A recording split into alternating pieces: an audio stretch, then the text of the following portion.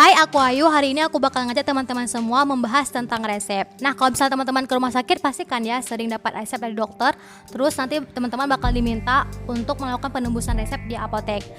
Tapi sebenarnya teman-teman sudah tahu belum apa pengertian dari resep? Nah, resep itu sendiri merupakan permintaan tertulis dari seorang dokter, dokter gigi, dokter hewan yang diberi izin berdasarkan peraturan perundang-undangan yang berlaku kepada apoteker pengelola apotek atau sering disebut dengan APA. Untuk apa? Yaitu untuk menyiapkan atau untuk membuat, meracik, serta menyerahkan obat kepada pasien. Jadi saya jelaskan ya, apa itu pengertian dari resep. Jadi bukan surat cinta dokter pada apoteker ya.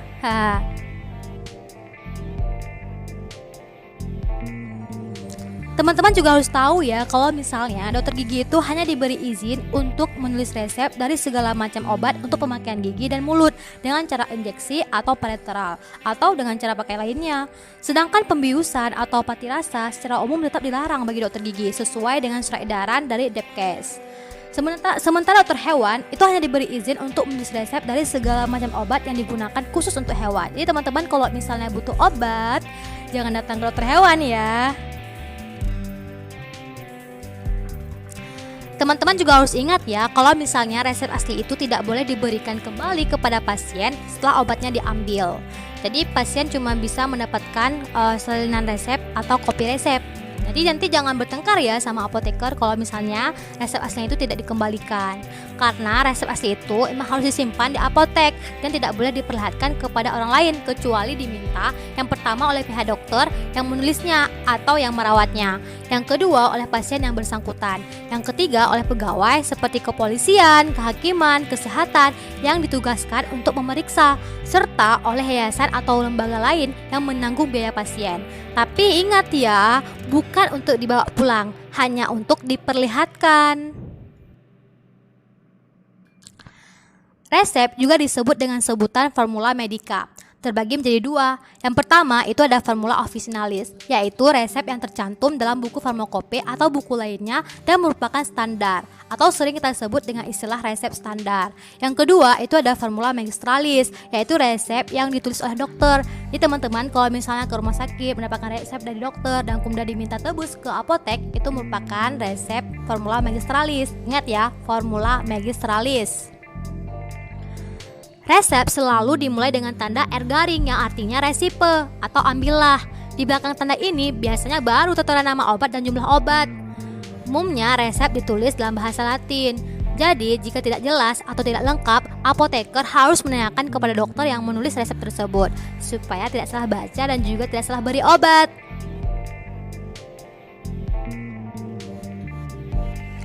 Komponen resep menurut fungsi apa-apa saja sih? Nah, komponen resep menurut fungsi bahan obatnya terdiri atas 4. Yang pertama itu ada remedium kardinal, bahan atau obat yang berkhasiat utama. Misalnya teman-teman sakit demam terus dikasih paracetamol. Nah, paracetamol itu adalah sebagai remedium kardinal, yaitu bahan atau obat yang berkhasiat utama untuk menyembuhkan demam teman-teman. Yang kedua itu ada remedium adjuvans. Nah, ini merupakan bahan atau obat yang menunjang bekerjanya bahan obat utama. Yang ketiga itu ada corrigens, bahan atau obat tambahan guna memperbaiki warna, rasa, dan bau obat utama. Yang keempat itu ada konstituen atau sering disebut juga dengan excipients, yaitu bahan tambahan yang dipakai sebagai bahan pengisi dan pemberi bentuk untuk memperbesar volume obat. Misalnya nih laktosa pada serbuk atau amilum dan talkum pada bedak tabur. Oke, sekarang kita bakal langsung lihat contoh resep berdasarkan fungsi bahan obatnya. Di sini ada tulisan sedilanit. Nah, sedilanit ini digunakan untuk mengobati dekompensasi jantung, di mana pada penderita dekompensasi jantung sering juga timbul udem, sehingga dapat dihilangkan dengan pemberian diuretin sebagai diuretikum. Makanya di sini ada juga pemberian diuretin tablet. Nah, jumlahnya 1/4. Jadi obat pokok untuk penyebabnya adalah sedilanit dan untuk udem dihilangkan oleh diuretin. Nah, buat teman-teman yang mungkin mau bertanya, resep yang lengkap itu seperti apa sih? Karena pernah nih lihat apoteker menyerahkan kembali resep kepada dokter karena dianggap tidak lengkap. Nah, resep yang lengkap memuat hal-hal sebagai berikut. Yang pertama yaitu nama, alamat, dan nomor izin praktik dokter, dokter gigi ataupun dokter hewan. Yang kedua itu tanggal penulisan resep. Yang ketiga itu tanda R garing pada bagian kiri setiap penulisan resep. Yang keempat yaitu nama setiap obat dan komposisinya. Yang kelima yaitu aturan pemakaian obat yang tertulis. Yang keenam yaitu tanda tangan atau para dokter penulis resep sesuai dengan peraturan perundang-undangan yang berlaku. Yang ketujuh yaitu jenis hewan dan nama serta alamat pemiliknya untuk resep dokter hewan.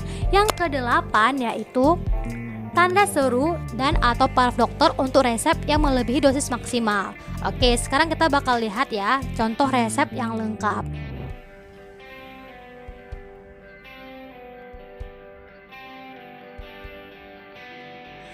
Kemudian untuk resep yang mengandung narkotik itu beda lagi perlakuannya. Resep yang mengandung narkotik tidak boleh ada tulisan atau tanda ITER yang berarti dapat diulang. Yang kedua, tidak boleh ada tanda MI, mihi ipsi yang berarti untuk dipakai sendiri.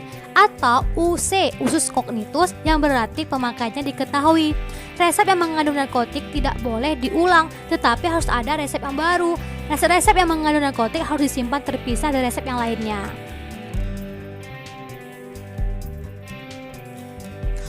Untuk resep yang memerlukan penanganan segera, dokter dapat memberi tanda di bagian kanan atas resepnya dengan kata-kata yang pertama itu cito yang artinya segera, yang kedua itu statim yang artinya penting, yang ketiga yaitu urgen yang artinya sangat penting, kemudian yang keempat yaitu PIM, periculum in mora yang artinya berbahaya jika ditunda. Untuk urutan yang didahulukan adalah PIM, urgen, statim, dan cito. Jika dokter menghendaki agar resepnya dapat diulang, maka dalam resep ditulis kata ITER dan berapa kali resep boleh diulang. Misalnya nih tertulis ITER 3 kali, artinya itu resep dapat dilayani sebanyak 1 tambah 3 kali, sama dengan 4 kali.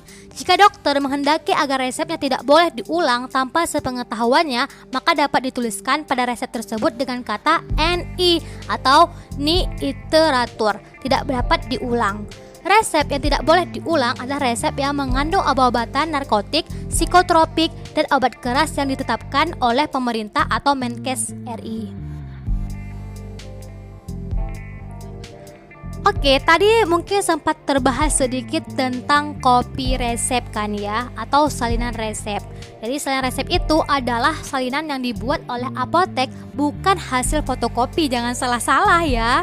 Kemudian salinan resep selain memuat semua keterangan yang termuat dalam resep asli, harus memuat pula yang pertama, nama dan alamat apotek, yang kedua, nama dan nomor SIK apoteker pengelola apotek atau APA, yang ketiga itu tanda tangan atau paraf apoteker pengelola apotek, yang keempat, tanda DET atau detur untuk obat yang sudah diserahkan, atau tanda NEDET atau nedetur untuk obat yang belum diserahkan.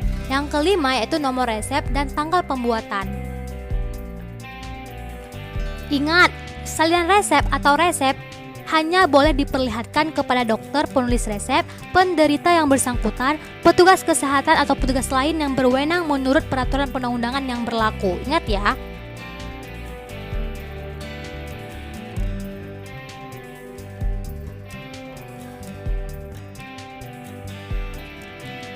Resep yang telah dibuat disimpan menurut urutan tanggal dan nomor penerimaan atau pembuatan resep.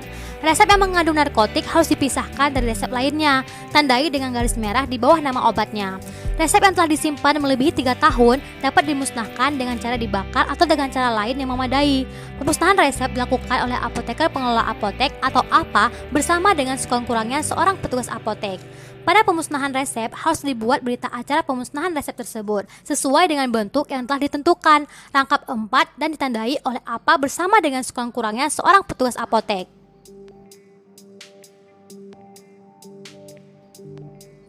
Nah, untuk berita acara pemusnahan itu harus berisi yang pertama tanggal pemusnahan resep tersebut, yang kedua cara pemusnahan resep, yang ketiga itu jumlah resep yang dimusnahkan dalam satuan kilogram, dan yang keempat yaitu tanggal resep yang terlama dan terbaru yang dimusnahkan.